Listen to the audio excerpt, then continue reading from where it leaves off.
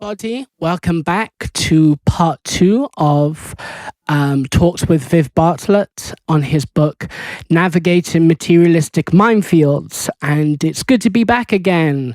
How are you feeling, Viv? How are you feeling, Dad? How are you feeling today? Well, it's great to be with you again, Cal, and being involved with this little conversation. Fantastic. And the great thing about today is that it stopped raining in Wales, which is something that really happens. Okay, let's get back into it. Let's get back into this very fruitful conversation. So if you guys haven't already, if you haven't listened to the first part one, then head over and give that a listen, because we are continuing from that.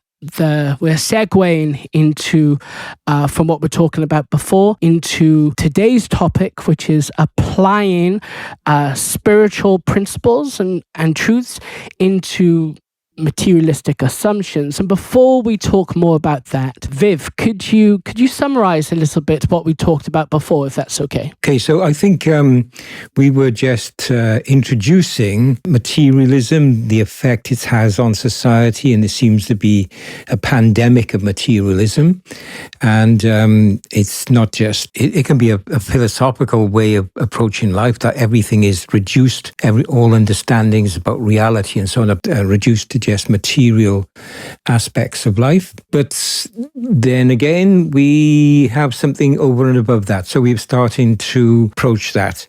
Also, we were looking at minefields are dangerous things to go through. So these assumptions, these materialistic assumptions are, I consider, minefields that have a negative effect upon our thinking and upon everything to do with our relationships. Last time we spoke about the human spirit, spirituality, and materialism. Can you just very quickly, before we go into the next part, which is about applying spiritual principles to materialistic assumptions, can you talk a little bit very quickly about the human spirit, spirituality, and materialism, which are some of the topics we highlighted before?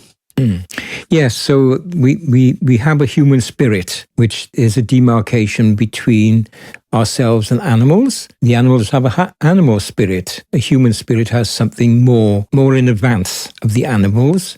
And the animals have an animal spirit, but they're more in advance of the vegetable spirit. And vegetables are more in advance of the minerals. So it's the same spirit all the time, animating growth and development in each of these categories. And this is what Abdu'l-Baha, one of the central figures of the Baha'i faith, teaches.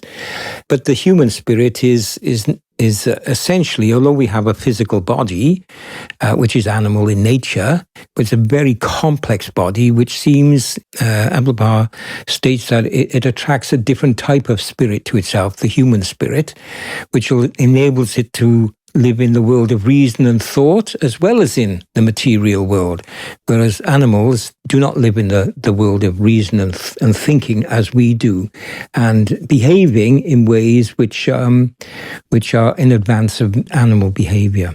Me and my father have highlighted two of these assumptions that we are going to be talking about. Sorry, not assumptions, but principles in terms of how to apply spiritual realities to these materialistic assumptions. So the two topics we're going to talk about today are the brain, and is man's true nature aggressive? Is his true nature or her true nature aggressive? Are we just aggressive animals?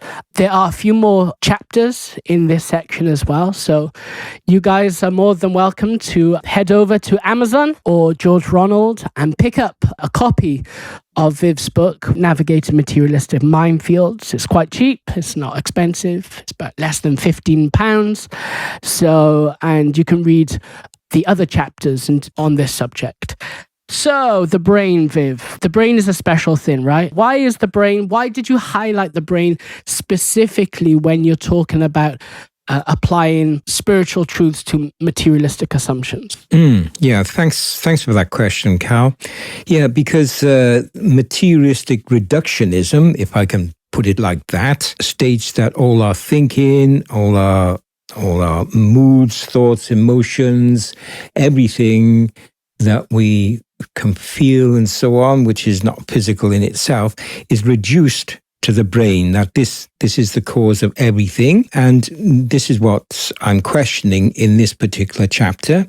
But, just to underline something from a statement from British Neuroscience Association, they have stated that neuroscience is the study of the brain and nervous system in both humans and non-human animals, and in both health and disease. The brain is responsible for our thoughts, mood, emotions, and intelligence, as well as our physical movement, breathing, heart rate, and sleep.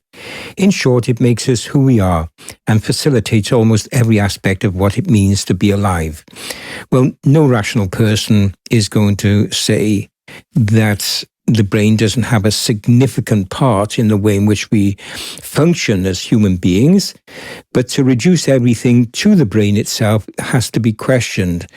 So, for instance, we know that our thoughts, moods, emotions, and intelligence and so on is, we would say, by applying spiritual understandings to it, is not centered in the brain itself. It's not responsible for our thoughts. It's not responsible for our moods, emotions, and intelligence, although it has a part to play. And so I'm questioning that. You clearly, in the book, make a specific dichotomy, a demarcation between human beings and animals.